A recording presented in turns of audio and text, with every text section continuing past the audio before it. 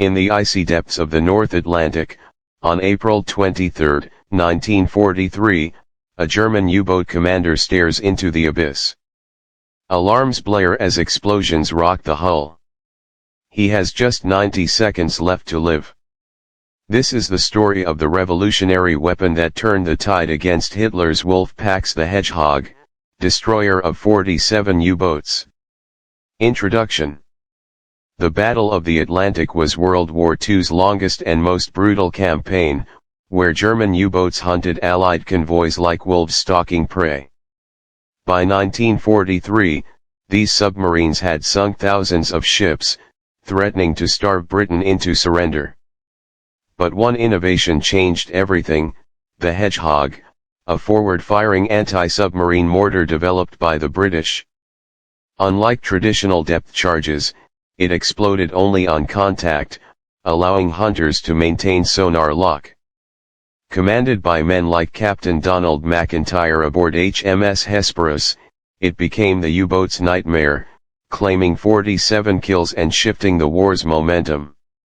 This weapon saved countless lives and ensured victory in the Atlantic. Main story. In the early days of World War II, Adolf Hitler's U-boat fleet unleashed terror on the high seas. Under commanders like Karl Dönitz, these stealthy submarines slipped through defenses, torpedoing merchant ships carrying vital supplies to Britain. By 1941, over 1,000 Allied vessels lay at the bottom of the ocean.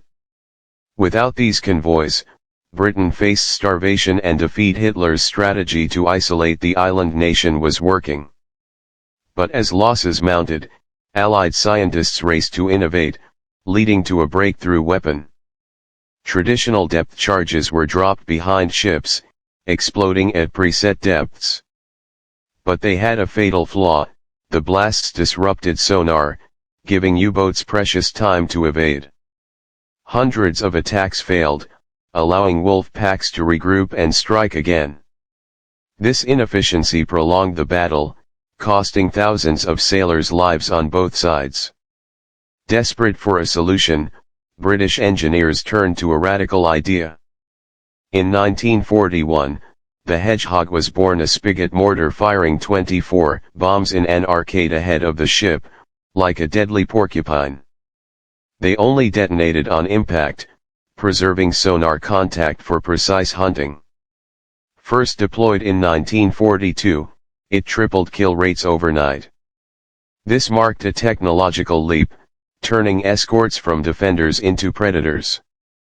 Soon, commanders like Donald McIntyre would wield it to devastating effect. Enter Captain Donald McIntyre, a seasoned Royal Navy officer with a pilot's precision and a hunter's instinct. Having flown reconnaissance missions before the war, he transitioned to destroyers, earning a reputation as a U-boat killer. In 1941, he captured ace commander Otto Kretschmer and U-99, boosting Allied morale. His leadership exemplified the human element in this mechanical war, paving the way for his command of HMS Hesperus. Aboard HMS Walker, McIntyre's group sank 3 top U-boats in 1 week, including Joachim Schipke's vessel by ramming. Capturing Kretschmer provided invaluable intelligence on U-boat tactics. These victories proved escorts could fight back, but depth charges limitations persisted. McIntyre knew a better weapon was needed, and in 1943, he got it aboard Hesperus. HMS Hesperus, a battle-hardened destroyer, was refitted with the new Hedgehog in early 1943. McIntyre drilled his crew relentlessly, turning the ship into a floating fortress. This upgrade symbolized the Allies' adaptation, shifting from reactive defense to proactive offense. With Hesperus ready, McIntyre set sail for the treacherous North Atlantic convoys. In April 1943, Hesperus escorted convoy ONS 5 through the Black Pit, a mid-Atlantic zone beyond air cover, ripe for U-boat ambushes. Wolfpacks lurked, waiting to pounce. This route's vulnerability had claimed countless lives, underscoring the urgent need for effective weapons like the Hedgehog.